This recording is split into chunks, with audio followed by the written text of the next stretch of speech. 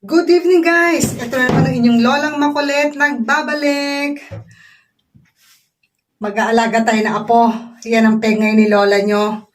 Ito, nakapagluto ako ng lunch pero kinakailangan tutukan ko si Kulit dahil kung hindi mo tututukan, mawiwili sa paglalaro at hindi niya iisipin ang kumain.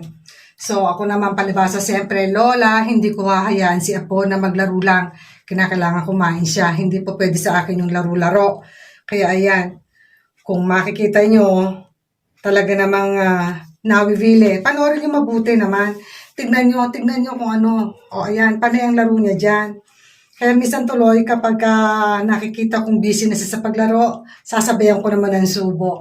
Huwag kayong mag-alala, yung subong ginagawa ko, hindi po yan sunod-sunod. Naka-edit na po yan. Hindi ko naman gagawin sa apo ko yun, sunod-sunod ang subo.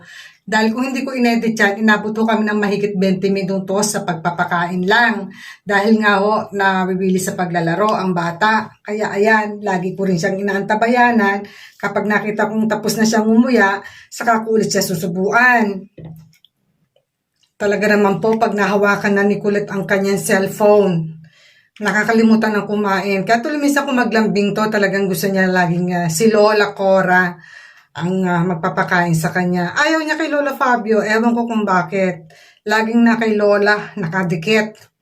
Minsan nga hindi na rin ako makapag-CR. Alam niyo ba yan? Lagi akong sinusundan, lagi akong tinatawag. Lola! Nona! Nona! Yun ibig sabihin ng Lola. Nona. Kaya yan, nakita mo. Tignan nyo namang mabuti. Oh. Si Lolo, panay na rin ang kain nila diyang magkapatid, maglolo, si Kuya Marco, at saka si Lolo Fabio. Ako naman, palabas wala akong gana kumain, pagundan ako. Lang ako dyan, tawag dito, prutas. Gusto ko yung pakwan, para bang pakiramdam ko na uuaw ako, kaya pakwan lang ang kinain ko. Hindi rin ako masyadong malakas kumain, huwag kayong mag-alala. Doon sa mga minumukbang ko, hindi naman po madalas yun. At saka kung kumain man ho ako, siguro madalang lang yun. Once a day lang naman ako mag-meal. Pinakamarami ko ng meal a day is 2 times. Yan, 2 meal a day. Breakfast and lunch. Dinner, hindi na ako nagdi-dinner. Pag nag-dinner ako, ibig sabihin hindi ako nag-lunch. Ganun lang ho ang ginagawa ko. Kaya huwag kayong mag-alala. Hindi ko pababayaan ang aking sarili. Hindi tayo dyan nababagay. Ang aking niche is workout and exercise. Ewan ko kung ba't ako napunta dito sa mukbang.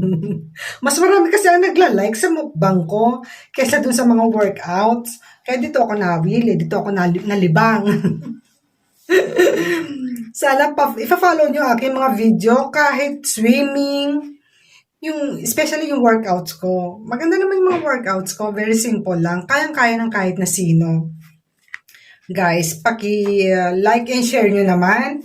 And paki-comment down below na rin kung sakasakaling meron kayong mga gustong sabihin, gustong isuggest.